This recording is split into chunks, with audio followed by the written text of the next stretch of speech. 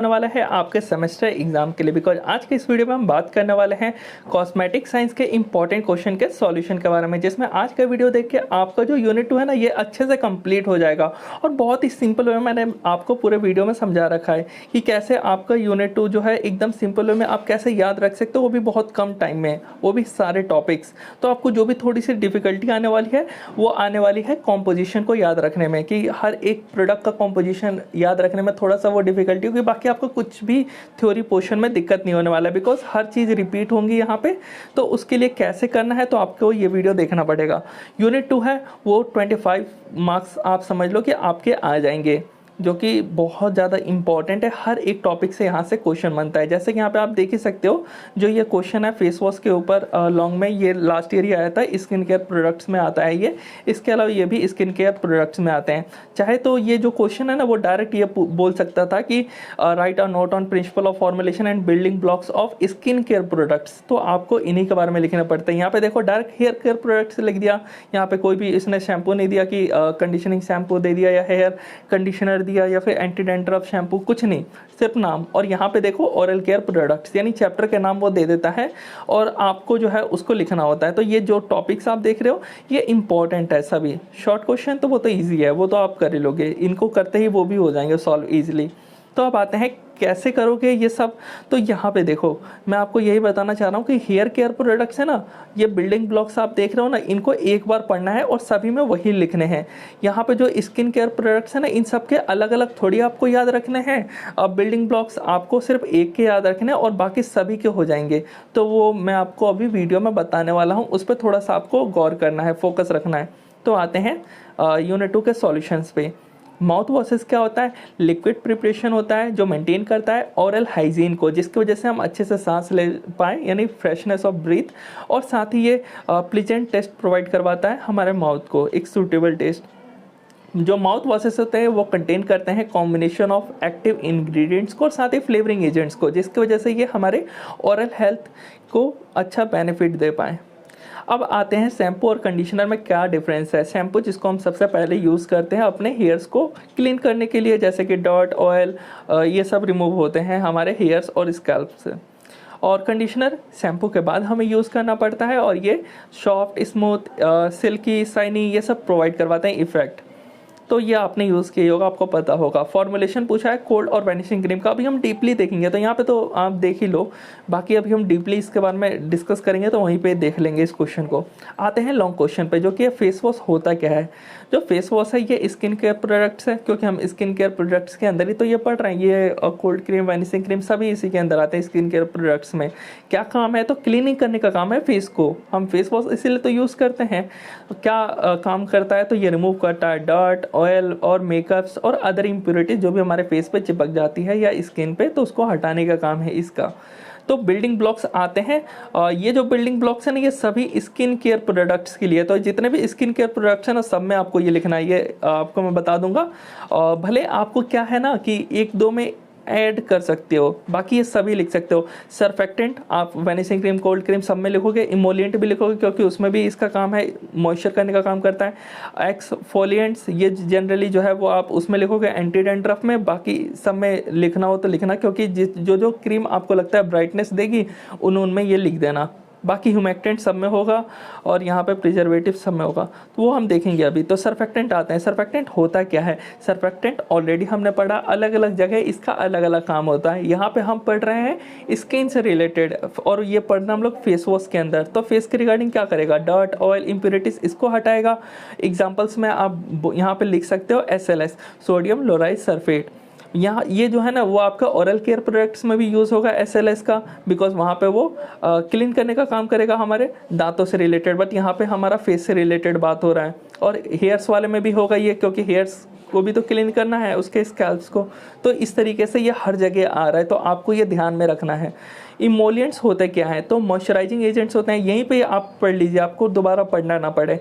Smooth और सॉफ्टनेट करते हैं हमारे स्किन को, सॉफ्टनेस प्रोवाइड करवाते हैं, जिस और साथ ही जो है हमारे स्किन जो है ना, वहाँ से मॉइस्चर जो है वो लॉस ना हो, उसको रोको एक लेयर्स लगा करके।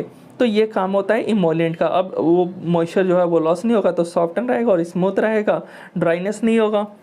एग्जाम्पल पे आप ऑयल्स और बटर्स में बता सकते हो, jojoba oil, shea butter, cocoa butter, ये सब आप बता सकते हो। एक्सफोलिएंट्स जो कि ब्राइटनर्स बोले जाते हैं, ब्राइटनर एजेंट्स बोले जाते हैं, जो कि एक तो ये ब्राइटनेस प्रोवाइड करवा रहे हैं और साथ ही डेड स्किन है ना, इसको हटाने का काम कर रहे हैं, और डेड स्किन यहाँ पे हटाने का काम कर रहे हैं, और एंटी डेंड्रफ शैम्पू में स्कैल्प्स जो डेड हो जाती है वहाँ पे वो हटाने का काम करेंगे। ये फेस पे काम करना है जनरली स्किन के। ह्यूमेक्टेंट्स के बारे में बात करें, एग्जांपल सिट्रिक एसिड और ग्लाइकोलिक एसिड। ह्यूमेक्टेंट्स इमोलिएंट जैसे काम होगा, मॉइस्चर को रोक के रखो, लॉस मत होने दो। एंटीऑक्सीडेंट्स, अब यहाँ पे ऑक्सीडेंट्स आप समझ रहे हो ना, मतलब ऑक्सीडेशन से बचाने का काम है प्रोडक्ट से। अगर प्रोडक्ट जो है ऑक्सीडेशन कॉज करेगा तो डिग्रेडेशन हो जाएगा, सेल्फ लाइफ भी खराब होगी और वो काम का नहीं रहेगा, तो विटामिन ई, विटामिन सी डाला जाता है। एडवांटेज डिसएडवांटेज में आप बता सकते हो, क्लीन, हाइड्रेट, ब्राइट और रिमूव करना डेड स्किन को, प्रिवेंट करना स्किन प्रॉब्लम्स जैसे एक्ने, डार्क स्पॉट्स। डिसएडवांटेज में किसी किसी को ये पीलिंग जैसा शो होने लगता है, यानी छिलने लगता है, उसका स्किन हटने लगता है एक तरीके से, फटना बोल सकते हो आप। और ड्राई स्किन, सूखा सूखा स्किन लगना यूज़ करने के बाद, गर्म सा महसूस होना, रेडनेस दिखना फेस पे।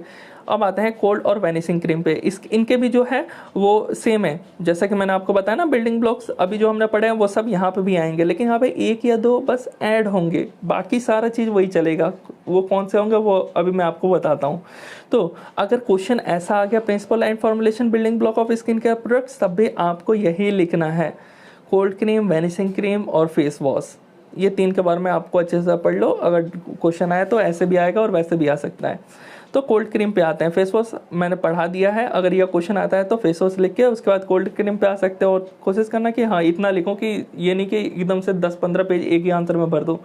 10 नंबर का है, आराम से 3 से 3, 3.5, 4 ज़्यादा से ज़्यादा, लेकिन उतना मिनिमम रहेगा, 3 से 4 पेज काफ़ी है, सफिशिएंट है। कोल्ड क्रीम पे आते हैं। Cold cream is a semi solid doses form. ये सेमी सॉलिड डोजेस फॉर्म होता है जो कंटेन करता है एक या एक से ज़्यादा ड्रग्स को और एक सूटेबल बेस में डिसॉल्व रखता है उसको। बात करें हम यहाँ पे किसकी बात करें, ध्यान से सुनना। कोल्ड क्रीम जो कि बहुत ज़्यादा मॉइस्चरिंग प्रोवाइड करवाती है। ये उन लोगों के लिए नहीं होता जिनका फेस जो है वो ऑयली होता है, ये वो लोग यूज़ कर सकते हैं जिनका फेस जो होता है वो ड्राई होता है। अब ज़्यादा क्योंकि ये मॉइस्ट कर रहा है, एक तो ऐसे ऑयली इफेक्ट शो कर रहा है और ऊपर से ऑयली फेस है आपका, फिर कैसे होगा। अब यहाँ पे जो ज़्यादा ऑयली ये प्रोड्यूस कर रहा है ना, क्यों, क्योंकि ये एक इमल्शन जो है वो है W/O टाइप का, यानी ऑयल के अंदर वाटर को डाला गया है। अब आपको समझ आ गया होगा क्यों यहाँ पे W/O इमल्शन है, क्योंकि ये बहुत ज़्यादा एक हाईली मॉइस्चराइजिंग क्रीम है एक तरीके से। मेनली प्राइमरी काम इसका मॉइस्चराइजिंग का ही है। प्रिंसिपल आप कुछ ऐसा लिख सकते हो कि स्लो होता है इवोपोरेशन ऑफ वाटर को, जैसे वाटर का इवोपोरेशन होता है उसके बाद ही ये अपना कूलिंग सेंसेशन दिखाता है। और एक आइडियल क्रीम की प्रॉपर्टीज़ क्या हो सकती है, वो नॉन स्टिकी हो, आप ऐसे लिख लेना एक पॉइंट इसको, pH इतना हो, उसके बाद अट्रैक्टिवनेस, अपीयरेंस और इरिटेंट ना हो और कूलिंग इफेक्ट प्रोड्यूस करे, वही जो होगी वो कोल्ड क्रीम कहलाई जाएगी। अब फॉर्मुलेशन में आपको ये याद रखना है, 20 वैक्स, ये जरूरी नहीं है ब्रैकेट वाला, ये तो मैंने आपको समझाने के लिए यहाँ पे लिखा है। 20 wax, 20 gram mineral oil, distil water, borax perfume. तो आपका मेन काम है ना ये याद रखना, ये कोल्ड क्रीम के अंदर आता है, ये बस आपको याद रखना है। क्वांटिटी आप थोड़ा सा अपना दिमाग लगा करके 100 ग्राम के अकॉर्डिंग यहाँ पे कर लेना बस, क्योंकि मेन आपका ये रहेगा, ये आपको याद रखना होगा। इसको मैं भी याद नहीं करवा सकता कि कैसे आप इसको ट्रिक से याद रखो, वो आप अपना बना सकते हो। बाकी सारा काम मेरा है कि आपको कैसे करवाना है। जैसे यहाँ पे building block of cold cream के बारे में बात करें तो अभी मैंने आपको बताया इमोलिएंट्स ऑलरेडी हमने डिस्कस किया था, इमल्सिफिकेशन, ह्यूमेक्टेंट, फ्रेगनेंस। यहाँ पे जो आता है ना वो एक थिकनर्स आता है, एक थिक चाहिए ना, एक क्रीम क्या होता है, थिक होता है, तो उसी को बस यहाँ पे मैंने लिखा है। और साथ ही इमल्सिफायर ऑलरेडी यूनिट 1 में पढ़ा है, बट यहाँ पे भी वो आएगा इसके अंदर भी, क्योंकि इमल्सिफायर ही तो है जो हमारा इमल्शन फॉर्म करवा रहा है। अब ये फेस वॉश के अंदर नहीं लिखा, यहाँ पे आएगा। और एक थिकनेस यहाँ पे आएगा। इमल्सिफायर में आप सेटाइल अल्कोहल 20 वैक्स बहुत जगह आएगा इसका नाम, इसको तो बहुत हर चीज़ में इमोलिएंट्स में आ जाता है, ये हर जगह अपना अपना इसका अलग अलग रोल शो होता है। थिकनेस के बारे में बात करते हैं, ये जो है वो यूज़ किया जाता है थिक करने के लिए और क्रीमी कंसिस्टेंसी प्रोवाइड करवाए हमारे क्रीम को, विस्कोसिटी इंक्रीज करेगा जिसकी वजह से अच्छे से फैलेगा वो क्रीम जहाँ पे भी हम अप्लाई करेंगे। एग्जाम्पल पे सेटाइल अल्कोहल 20 वैक्स, स्टेरिक, देखो यहाँ पे भी 20 वैक्स आ गया। एडवांटेज के बारे में बात करते हैं। कोल्ड क्रीम जो होता है हाईली मॉइस्चराइजिंग क्रीम होता है, तो हाइड्रेट और नरिश करने का काम करता है, रिमूव करने का काम करता है डर्ट को, और इसके अलावा वेरियस बॉडी पार्ट्स पे यूज़ कर सकते हैं, तभी तो वर्सेटाइल यूज़ बोला जाता है। फेस, हैंड, एल्बो, नी। डिसएडवांटेज में कोल्ड क्रीम जो होता है वो बहुत ज़्यादा थिक होने की वजह से ऑयली और एक्ने स्किन पर नहीं यूज़ करना है, प्रॉब्लम्स होगा, और इसके फ्रेगनेंस से कुछ लोगों को एलर्जी रिएक्शन हो सकता है। इस वजह से आपको इंग्रेडिएंट्स पहले देख करके वो प्रोडक्ट्स लेने हैं कि क्या आपको उससे एलर्जी है। अब आते हैं वैनिशिंग क्रीम पे। वैनिशिंग क्रीम कौन से क्रीम होते हैं? ये वैसे वो क्रीम होते हैं जो इनको लगाया जाता है, मतलब एक तरीके से स्प्रेड किया जाता है अपने बॉडी पार्ट्स पे, और उसके बाद ये रब करने के बाद क्या होता है, ये डिसअपियर हो जाता है, गायब हो जाते हैं। और ये मतलब उतना ज़्यादा जैसे वो था ना हाईली मॉइस्चराइजिंग प्रोवाइड करवा रहा है, ये नहीं, लगाया, रब किया, उड़ गया, बट उसमें दिखता है आपको कि हाँ ऑयली जैसा लगाने के बाद। तो ये था, इसी वजह से जो है ये जो है वो O/W यानी वाटर के अंदर ऑयल का डाला गया है, इस वजह से ये इमल्शन फॉर्म हुआ है। तो इसमें भी इमल्सिफायर आ जाएगा। तो आपको समझ आ रहा होगा बिल्डिंग ब्लॉक्स को कैसे याद रखना है। प्रिंसिपल जो भी ये क्रीम होता है वैनिशिंग क्रीम नॉन टॉक्सिक होना चाहिए, नॉन इरिटेंट होना चाहिए, स्टेबल, रब इजीली हो जाए, उसके अलावा pH इतना होना चाहिए बस।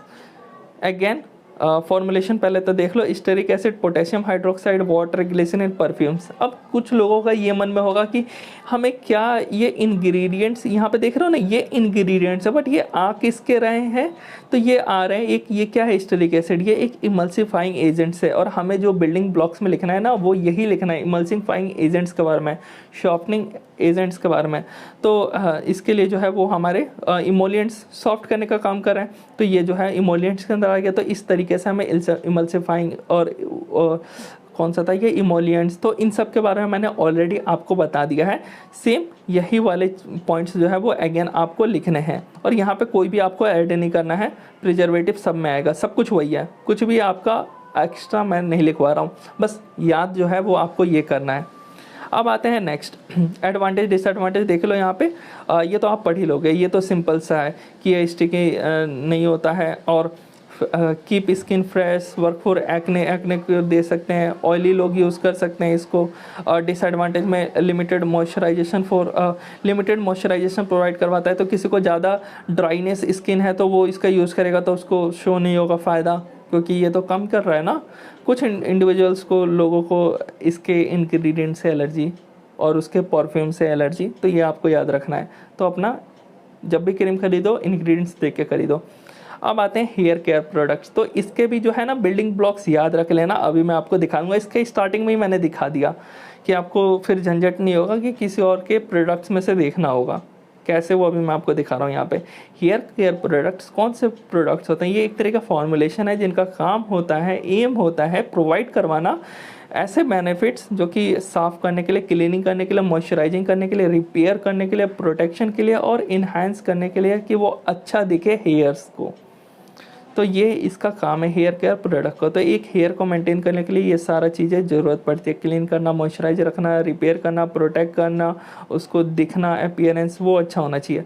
तो उसके लिए ना सर्फेक्टेंट्स का यूज़ किया जाता है, इमोलिएंट्स का यूज़ किया जाता है फॉर्मुलेशन के लिए। तो ये आप पढ़ लो, जितने भी अभी हम नाम लेंगे ना, conditioning shampoo, anti dandruff shampoo, सब में यही तो आपको लिखना है। तो यही आपने अभी पढ़ा, सर्फेक्टेंट क्या होता है, रिमूव करने का काम करता है डॉट्स को, अभी हमने पढ़ा ना, ऑयल को भी हटाने का काम करता है, इंप्योरिटीज को हटाने का काम करता है, एग्जाम्पल भी वही है, SLS है, अमोनियम लोलाइज सल्फेट है। तो ये हो गया। इमोलिएंट्स पे आते हैं। इमोलिएंट्स क्या होते हैं? मॉइस्चराइजिंग एजेंट्स होते हैं जो कि स्मूथ और सॉफ्ट करते हैं हमारे हेयर्स को। अब यहाँ पे ना जितना भी है ना हेयर्स वाले पोर्शन आ गया, वो स्किन के लिए था, तो स्किन वहाँ पे आ रहा था, यहाँ पे हेयर्स करते जाना है और बाकी वही सारी चीज़ें हैं। तो इस तरीके से ना अगेन आपको वही चीज़ें पढ़ना है जो आपने अभी पढ़ा। ह्यूमेक्टेंट्स अभी आपने पढ़ा, सेम काम करता है जो कि हमारा इमोलिएंट्स काम करता है, और यहाँ पे मॉइस्ट करने का काम कर रहा है, जो भी एनवायरनमेंट की वजह से हमारा जो मॉइस्चर है वो लॉस ना हो जाए, हवा पानी को, बाहर से हवा जो आता है उसको वजह से ड्राइनेस जैसा ना हो जाए, इसके लिए ये क्या करता है, ट्रैप करके रखता है और प्रिवेंट करता है ड्राइनेस को। एग्जाम्पल ग्लिसरीन तो याद हो ही गया होगा आपको, अगेन आ रहा है ग्लिसरीन, और यहाँ पे ग्लाइकोल भी याद कर लो, प्रोपाइलिन, ब्यूटाइलिन, इस तरीके से आते हैं, और सॉर्बिटॉल भी आता है। तो जितना आपको एग्जाम्पल अच्छा याद होगा उतने अच्छे मार्क्स आएंगे।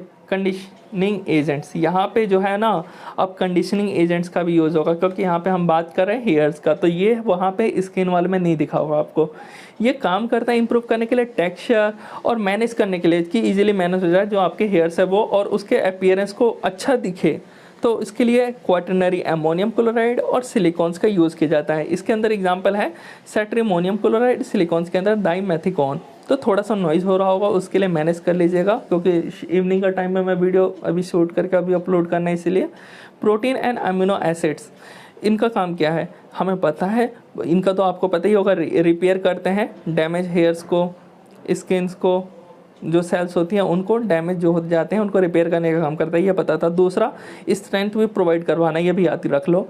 और इसका example hydrolyse keratin, silk protein. अब तो केराटिन तो आपको याद होगा ही, हेयर्स के लिए केराटिन ट्रीटमेंट को करवाते हैं लोग कि स्ट्रेंथ प्रोवाइड हो और रिपेयर हो पाए जो डैमेज हेयर्स हैं।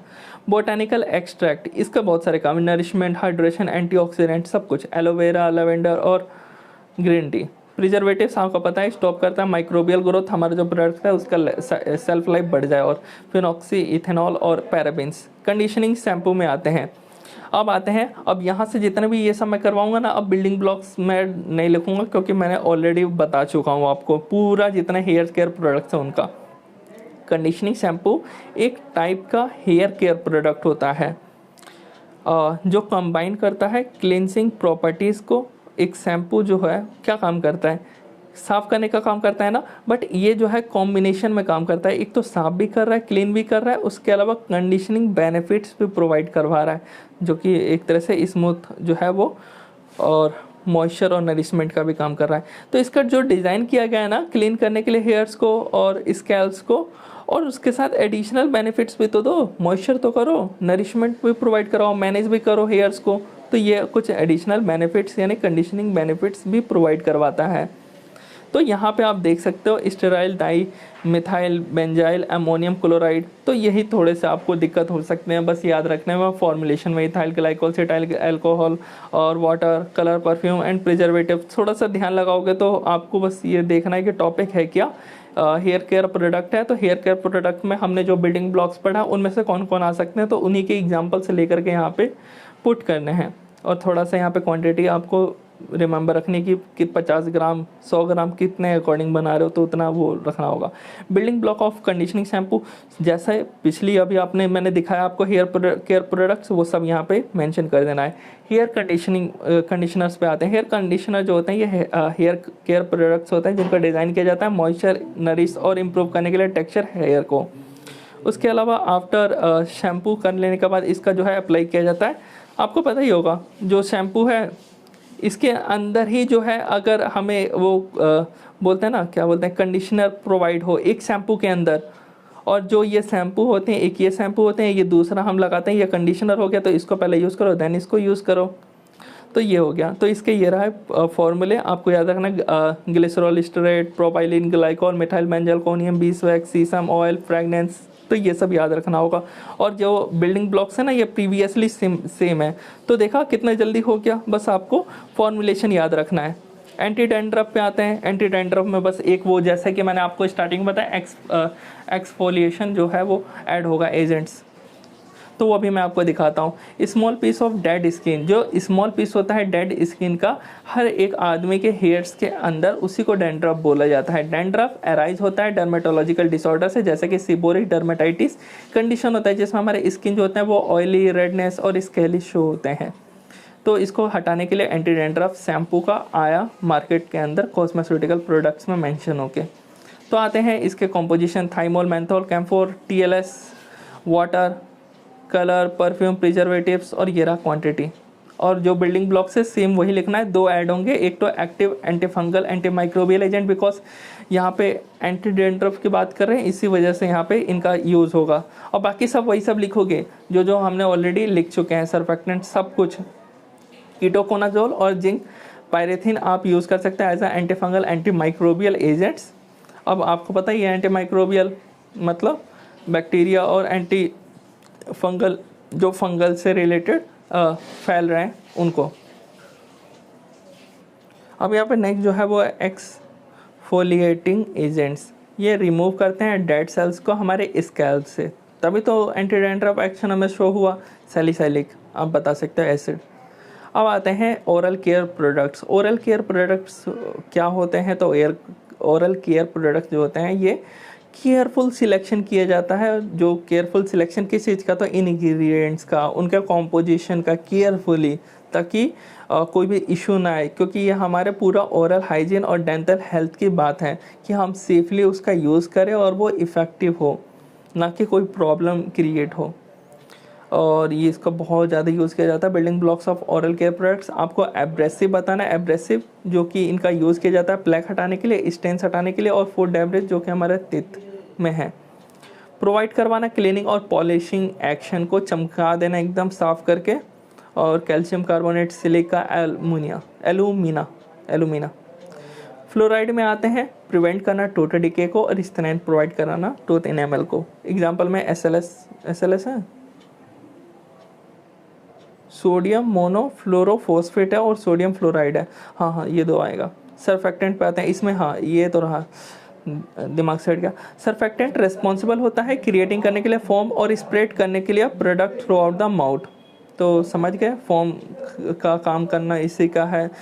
अलग अलग जगह अलग अलग काम करना है इसको, कभी स्टेबलाइज कर देगा इमल्शन को, कभी कुछ अलग अलग जगह पे। ह्यूमेक्टेंट्स वही मॉइस्चर को जो है वो रिटेन करे, ताकि ओरल केयर जो प्रोडक्ट्स है वो प्रिवेंट हो पाए ड्राइनेस से, कि एकदम सूखा सूखा ना लगे। प्रोवाइड करवाना स्मूथ और प्लेजेंट टेक्सचर को, glycerin, sorbitol, propylene glycol. Example binder and thickeners, इनका यूज़ किया जाता है ओरल केयर प्रोडक्ट्स में, ताकि डिजायर्ड टेक्सचर और कंसिस्टेंसी हमें देख पाए। सेलुलर डेरिवेटिव, कार्बोमर्स, प्रिजर्वेटिव्स हमें पता है माइक्रोबियल ग्रोथ को रोकता है, सेल्फ लाइफ बढ़ा देता है प्रोडक्ट का। एक्टिव इंग्रेडिएंट्स भी तो डालेंगे, वो किस लिए डालेंगे? तो particular oral health care concerns के लिए, कि पर्टिकुलर ये चीज़ है तो उसके लिए ये डालेंगे ताकि वो ठीक हो जाए। जैसे क्लोरहेक्सिडिन जो भी एंटी माइक्रोबियल से रिलेटेड कोई प्रॉब्लम है तो एंटी माइक्रोबियल एजेंट्स उसमें डाल देंगे।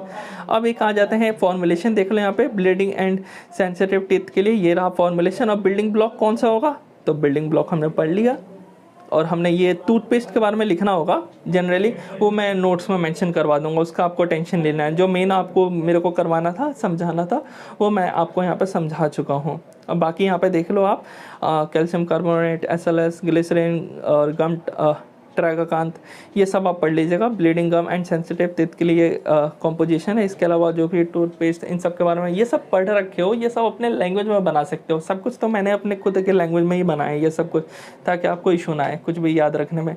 तो मिलता है नेक्स्ट वीडियो।